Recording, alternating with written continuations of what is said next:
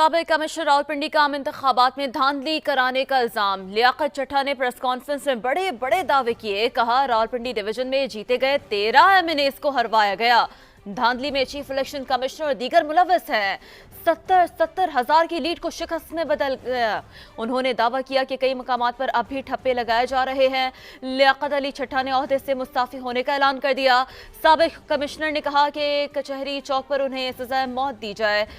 उन्होंने ये भी कहा है कि मुल्क की पीठ में जो छुरा घोंपा है वो सोने नहीं देता। खुदकुशी की कोशिश भी की। सोचा क्यों ना इन्हें बेनकाब करूं जो शेरवानियां पहनने के लिए तैयार है।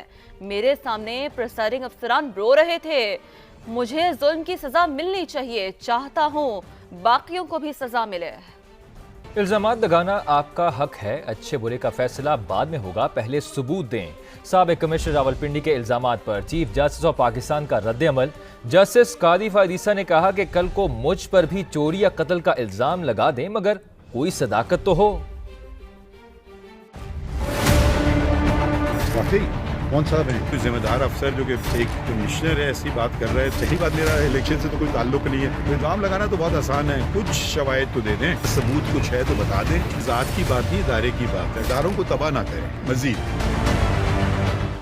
कमिश्नर रावलपिंडी के इल्जामात। चीफ जस्टिस ऑफ पाकिस्तान कहते हैं सबूत हैं तो पेश करें, इदारों को मजीद तबाह ना करें। अगर आप ऐसे इल्जाम लगा दें बेबुनियाद, ना उसमें कुछ जरा सी भी सदाकत हो, ना जरा सी कोई सच्चाई हो, ना कोई सबूत पेश करें, भाई आप कुछ भी इल्जाम लगा सकते हैं। कल मुझ पर कोई चोरी का इल्जाम लगा दें, कोई कत्ल का इल्जाम लगा दें।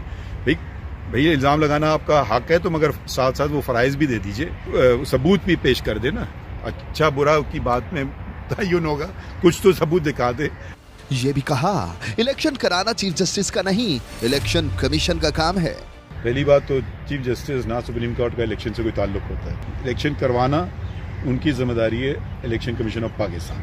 चीफ जस्टिस काजी फायदीसा ने वाज़ेह किया कि इलेक्शन का हुक्म अदालत ने नहीं दिया था, सदर और इलेक्शन कमीशन को बिठाकर तस्फिया कराया था। वाज़ेह करता हूँ, आप लोग बार बार ये कहते हैं हमारे हुक्म पे। हमने दोनों जो थे आईनी ओहदेदार सदर पाकिस्तान है और दूसरे इलेक्शन कमीशन ऑफ पाकिस्तान, वो भी एक आईनी बॉडी है, तो उनमें आपस में बहस चल रही थी कि तारीख कौन देगा। तो हमने ये कहा कि आप जाके फ़ौरन बैठिए और इसका तस्फिया कीजिए। 12 दिन में वो केस निपटा दिया कि इलेक्शन हो पाए।